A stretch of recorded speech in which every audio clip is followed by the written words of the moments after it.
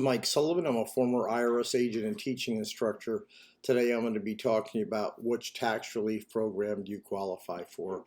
I've worked about 10,000 cases. I worked at IRS for a decade. I've been in private practice for 4 decades. I'm a national expert in IRS resolution matters. Welcome to my station.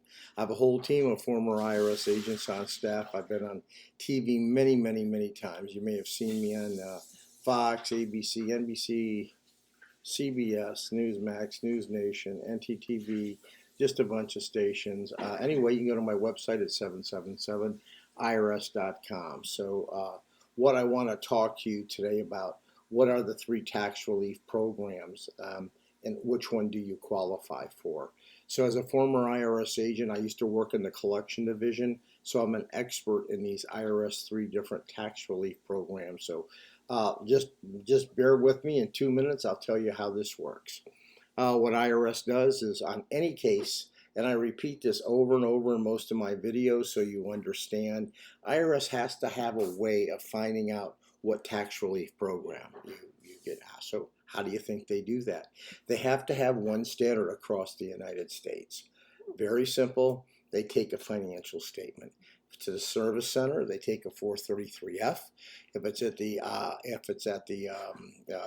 local IRS office, a revenue officer will take the 433A. If you're filing an offer in compromise, they're going to want the 433A OIC. With that said, very simply, this is what IRS does. They evaluate your financial statement in the documentation that they give it. Here's how that works.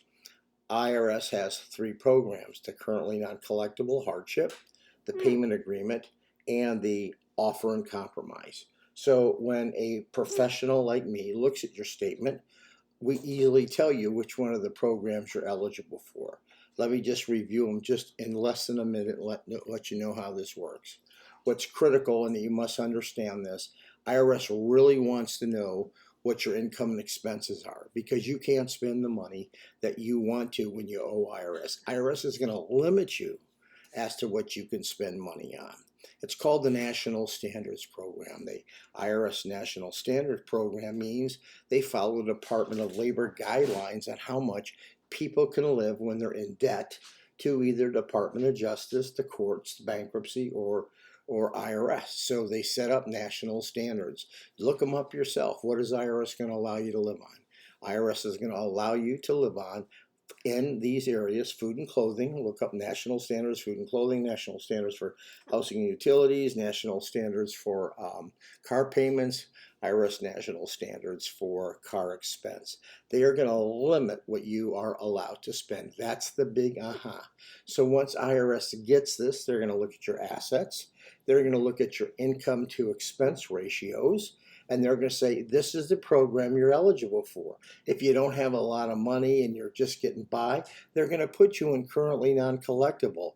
If you're over the standards, they're going to put you in a payment agreement. And if it looks like you're never going to pay the debt, they're going to probably say, hey, I think you're eligible for the offer and compromise. I used to teach the offer and compromise program at Internal Revenue.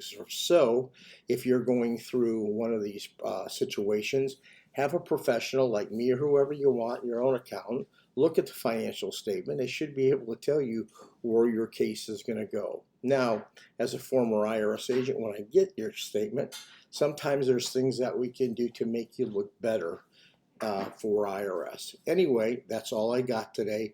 Remember the 3 programs: currently not collectible, payment agreement, or offer and compromise. Make sure all your tax returns are always filed.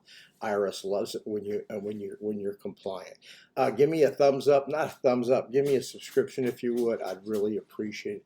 Thank you for listening. Leave me a comment. You want me to do a YouTube on something? Fine. You want to call me, make a calendar appointment. You call me, you speak just to me. Thank you.